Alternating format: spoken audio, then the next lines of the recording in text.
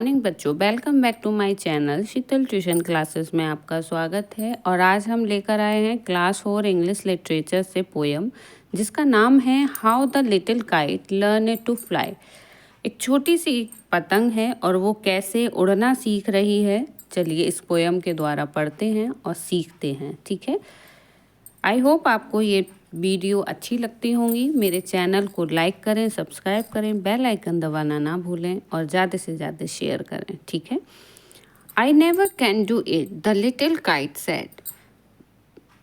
मैं यह कभी नहीं कर सकता, छोटे पतंग ने कहा। जैसे ही वो उड़ने को हुआ ना तो उसने बोला मैं यह कभी नहीं कर सकता हूँ।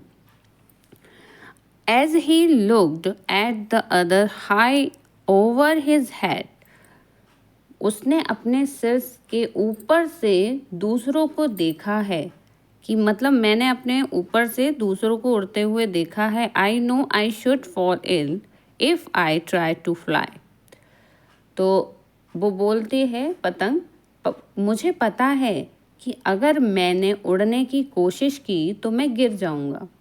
ऐसा वो बोल रहा है। Try set the big kite, only try. Big kite क्या बोल रही है कि कोशिश करो। बड़े पतंग ने कहा कि बस कोशिश करो। और I fear you never will learn at all, but the little kite said I am afraid I will fall. अब उन्होंने, बड़ी जो पतंग थी, उन्होंने कहा कि तुम कोशिश तो करो, वरना मुझे डर है कि तुम कभी सीख नहीं पाओगे। लेकिन छोटे पतंग ने कहा मुझे डर है कि मैं गिर जाऊंगा।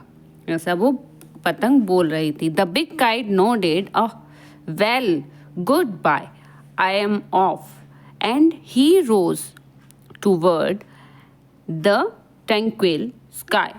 Then the little kite's paper stripped at the side, and trembling, he shook himself free for flight.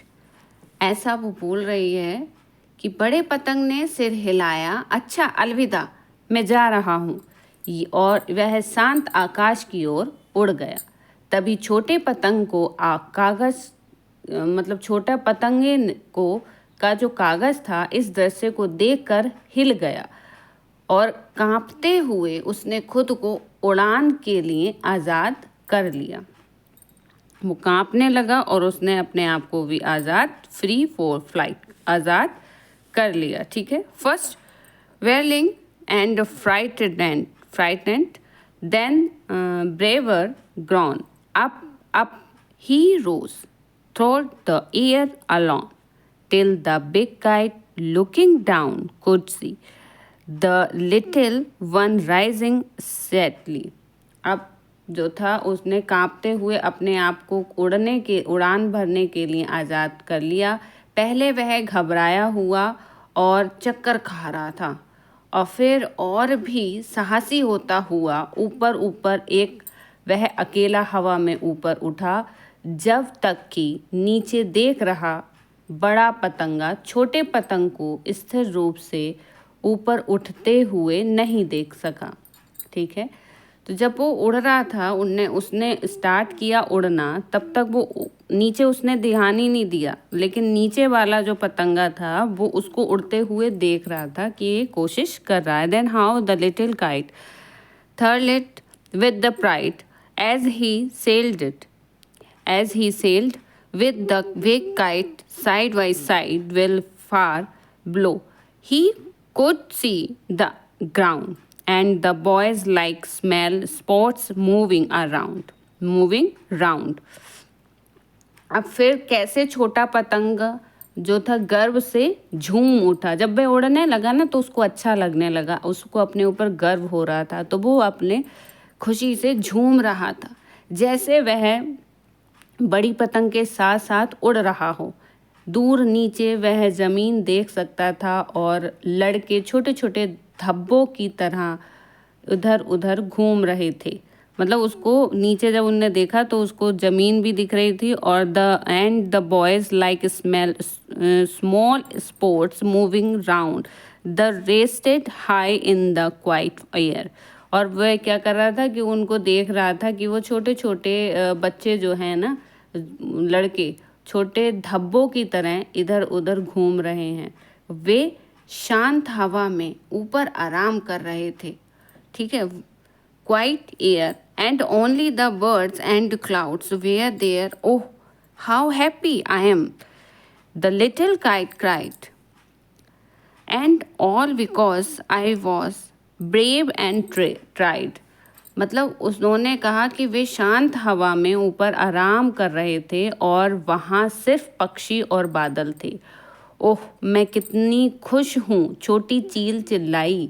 और यह सब इसलिए क्योंकि मैं बहादुर थी और मैंने कोशिश की। अब वो जो चिल्ला रही थी ना काइट, वो काइट चिल्लाते हुए बड़ी खुश हो रही थी बहुत, कि मतलब मैं कितनी बहादुर हूँ, मैंने आखिर ट्राई तो किया।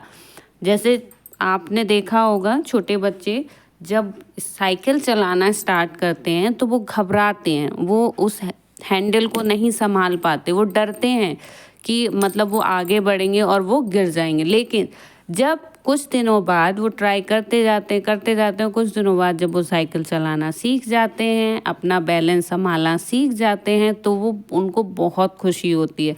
तो वही खुशी इस पतंग को हो रही थी कि उसने जब ट्राई किया, उसने कोशिश जब की बहुत बहादुरी से, तो वो सीख गई, ठीक है, उड़ना सीख गई। तो इस पोयम में हमें शिक्षा मिलती है कि हमें कोई काम अगर नहीं आता है तो हमें प्रयास करना चाहिए लगातार उस काम को करने का। अब जैसे कि जो बच्चे पढ़ाई से मन चुराते हैं, उन बच्चों को ये आसान काम नहीं है पढ़ाई करना भी, लेकिन हाँ, उनको ट्राई करते रहना चाहिए कि मुझे ये चैप्टर नहीं आ रहा है या मुझे ये सब्जेक्ट में मैं वीक हूँ, तो मुझे ये सब्जेक्ट पे अपनी पकड़ बनानी है, तो मुझे पढ़ना चाहिए। तो जब तक आप पढ़ाई नहीं करोगे तब तक आपके जो फैक्ट हैं वो सामने नहीं आएंगे, आपको पता ही नहीं चलेगा कि आप कहाँ गड़बड़ कर रहे हो। तो एक बार स्कूल से आने के बाद ज़रूर चैप्टर पढ़ें, और नहीं समझ में आए तो मेरी वीडियो देखें और उनसे पढ़ना सीखें, समझें, ताकि आपके अंदर एक कॉन्फिडेंस आए और आप अच्छे बच्चों की तरह अच्छे मार्क्स लेकर आएँ। सभी पेरेंट्स, उनके जो भी आप लोगों के पेरेंट्स होंगे, वो सभी आपसे बहुत खुश होंगे जब आपके नंबर अच्छे आएंगे, ठीक है। मिलते हैं नेक्स्ट वीडियो में। Bye bye.